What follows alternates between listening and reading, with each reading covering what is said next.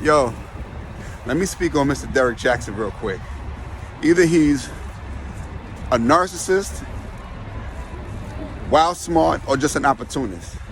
Someone sent me last night a reaction video of him reacting to his confession video. So the video with him and his wife, he got a split screen and he's commenting on it like he normally does in third person. So he's basically explaining what he thinks the people could be thinking, which is him in the video. Is this nigga shit me? Is he crazy? So you talking about yourself in third person, right? And then after you do all that, you advertise your book, How to Help Each Other Without Healing Each Other, or something like that. So your man comments on his own video, then sells a book after. Genius. I'm starting to think the whole shit is staged from the jump.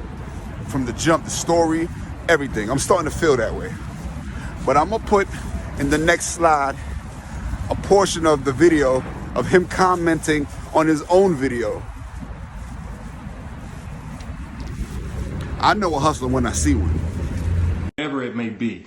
So, when I looked in the comments of this video, I don't know if old boy was trolling or not, but he said, D, I think I want to see a reaction to this video. So let's do it. And by the way, I'm gonna speak in third person. A lot of you already seen this, but this is Derrick Jaxn. A lot of people think of him as a relationship expert and guru and all of that. Well, he and his wife are making this video because apparently at some point in their marriage, or maybe even beforehand in the relationship, he didn't take his own advice and he stepped out and he got involved with other women, as you heard them say. Now, upon first impression, nothing really stuck out to me about him, but more so about the wife. Like, I heard her say that she stands with her husband, she's proud to love him. I heard her say that, you know, this is some time ago, they've already processed this, overcame this, dealt with this a long time ago, and nothing's really new to her.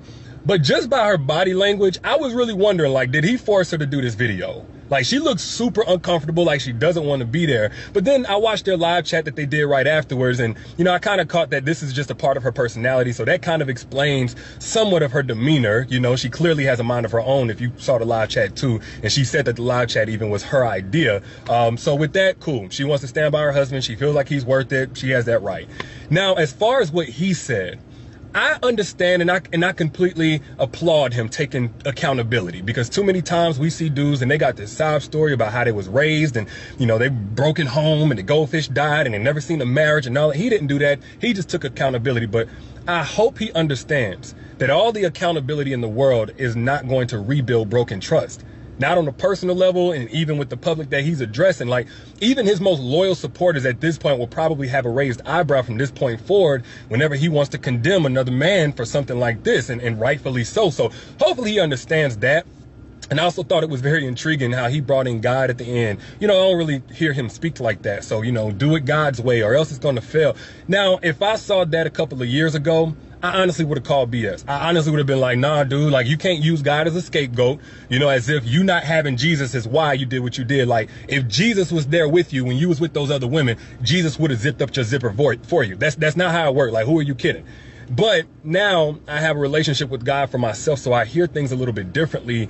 And what I heard whenever he said that was that, you know, when you go into a godly commitment, which marriage is supposed to be, you can't lean on your own understanding. You can't do it by yourself. You can't do it by your own willpower, your own good intentions and vows and love for a person. If you go into a godly commitment, you have to lean on God. You have to do things like to God's standard.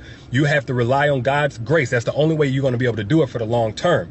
And that I can personally relate to. Now, regardless, whether you like them, love them, or hate them, I think this is a great example as to why we don't need to be putting anybody on the pedestal. Nobody. And I think a lot of women did that. And I'm not even going to say it's the women's fault by themselves, because this dude, he never really showed his struggle. You know, we understand, oh, we're all humans and we all make mistakes, but he never showed those mistakes, not for real. I think he wrote about it or something like that, but he never showed that side. So it's not really all on the women. But I've seen a lot of women put this dude on the pedestal to the point of idealizing him.